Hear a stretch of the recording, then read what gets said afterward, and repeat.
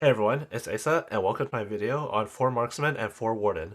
At the time of making this video, PBE has been out for less than 24 hours now, so it's still pretty early. Definitely not confident I got everything right, but this is a pretty simple comp with a lot of synergies, and it's doing pretty well in early data. I'm a little bit sick, so apologize for that. But basically, the main core of this comp is playing around 4 Marksmen. This is actually not updated in tactics.tools, but basically, at the 4 Marksman breakpoint, they gain scaling AD throughout the entire fight. 20% AD every 6 seconds after the initial burst. So, because of this, having a strong front line is extremely important.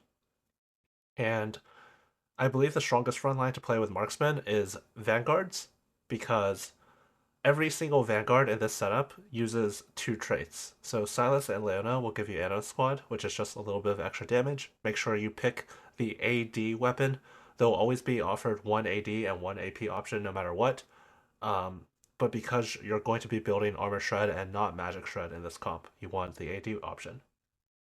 Ross will give you a little bit of extra resist, not a ton, with Divina Corp, but it's better than nothing. And Jarvan will give you Ox Force for Aphelios. I'll talk a bit more about Ox Force in a bit, but in the meantime, this is basically going to be your board. In the early game, you don't have to use Marksman and Vanguards. You should always hold pairs in stage 1. If you hit, for example, like a 2-star rapid fire unit that you can use to carry instead of a Marksman, then just do that. If you hit like 2-star bruisers, then use that as your front line, and you can slowly transition into this being your endgame board.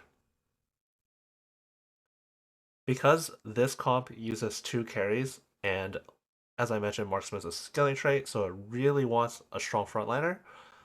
This is 9 items total, 3 on each unit. The difference between a 3-item unit and a 2-item unit, whether it's frontline or backline, is very, very, very big. So you want all 3 of these units itemized, so ideally you have one extra source of items. This will usually come from an augment, but it can also come from an encounter or just a naturally high item game. Some games you'll start the game with 5 components. I think 6 component opener is possible these days as well. But if you don't have any of those unusual circumstances, you'll usually want one augment that gives items.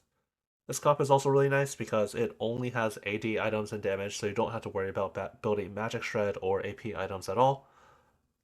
So you could go with a setup similar to this.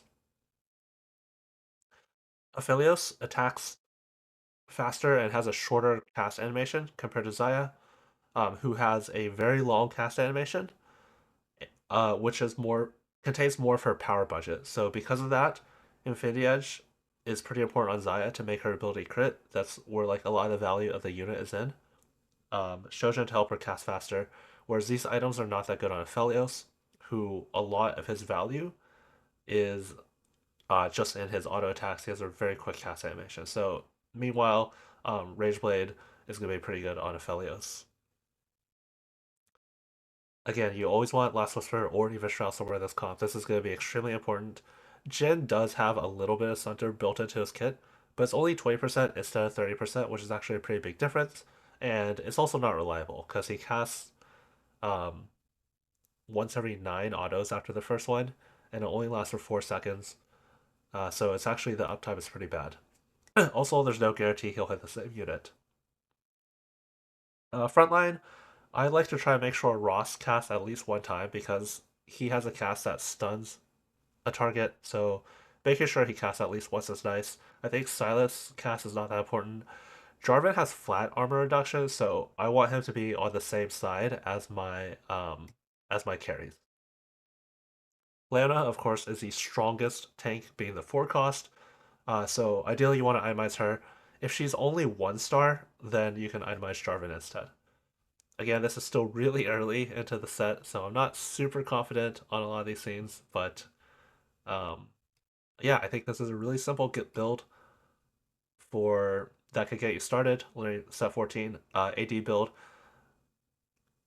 I'll be coming out with videos every day, at least one a day, um, during this time is kind of the busy time for TFT, whereas there haven't been as many recently. It's kind of the off season. So if you have any questions or comments, let me know in the Discord. Also, anything else you'd like to see. Thanks for watching.